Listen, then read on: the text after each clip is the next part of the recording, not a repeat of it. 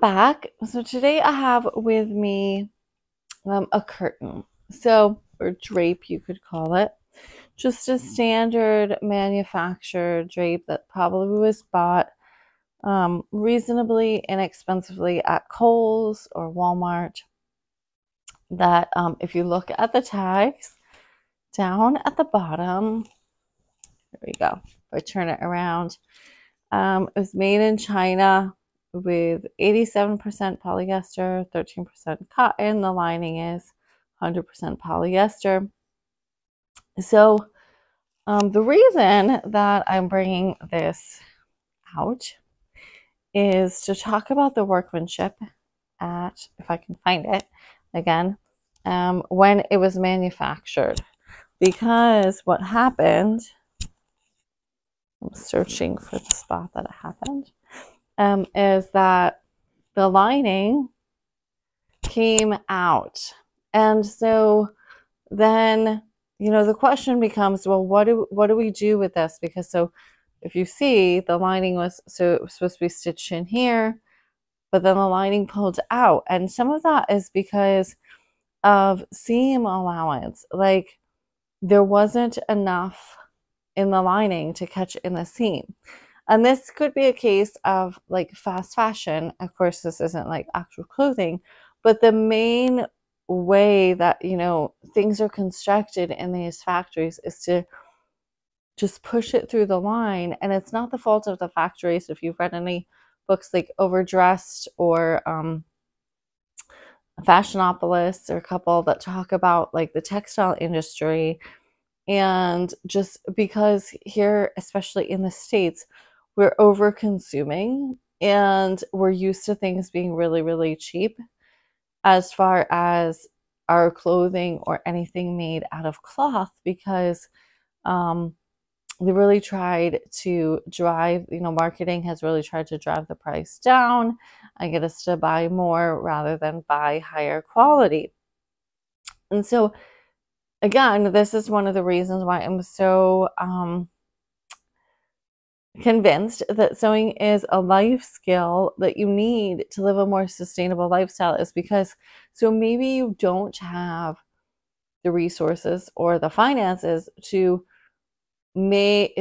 buy American made high quality drapes, because they can be expensive, especially if they're made in America. And though I absolutely love things that are made in America and that whole concept, I also am really cognizant that not everybody is on that budget. And if we can get something secondhand, or at least repair what we have, what we own, then we're not running out to buy something else. So this is a perfectly fixable drape. And the main thing that needs to be done is to open up this side seam. So if we open it up, and we're just going to pull that lining back into it and then stitch it back down. But it just has to be opened up, trim out all of this fray, and then we can stitch it down. And again, it's not like in the state that it's in, it's not like you could send it to a thrift store or charity shop and that they would make use of it, because they don't really have the time to go and repair things. And additionally, then you're spending your own money buying new. But if you can learn to sew and use a sewing machine, this project you could do without a sewing machine. But I mean, I definitely am an advocate for trying to use a sewing machine for your projects, because it goes faster. And I do think that unless you're a really, really good hand stitcher, the sewing machine stitches are really going to benefit you as far as the durability and the longevity of holding something together. So I brought this curtain over to the table, and you see all of this. This is that frayed stuff that came out of the lining. So we're just going to cut that off because it's not doing us any good, and it's definitely going to get in the way of the sewing machine. And I might trim some of these extra pieces. I'm just going to trim them off.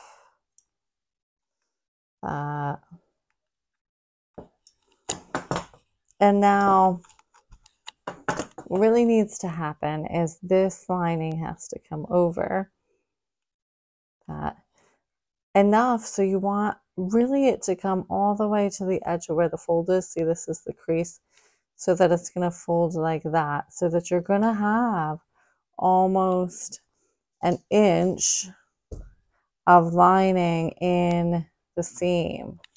And then I put a pin there. I need to make sure that it's all even from the top to the bottom. But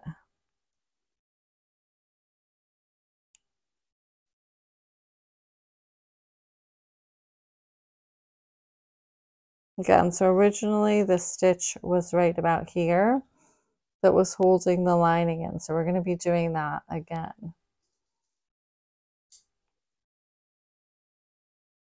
And I do use pins a lot to hold things in place. You can also use sewing clips, but do you want to have something that's holding it for you. And notice that this edge is very small. This edge that's turned over. So just you're going to want to be sure to grab that in your seam as you're stitching. And this is about where the fray is ended. I'm just going to pull that all in. And you know, this principle applies to a lot of things. I've seen it in backpacks and other things as well.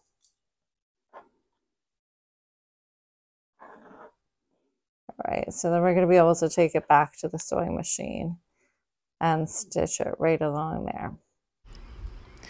So when you bring the curtain over to the sewing machine, you really want to stitch right along that edge so that it holds in place. So I stitch from the back side so that I can see the edge that is turned under and make sure that everything is catching.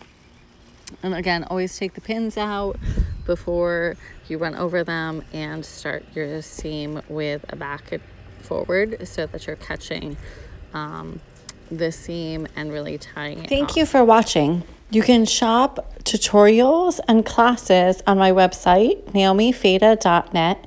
Be sure to like and subscribe. And as always, may God sow his love into your heart today.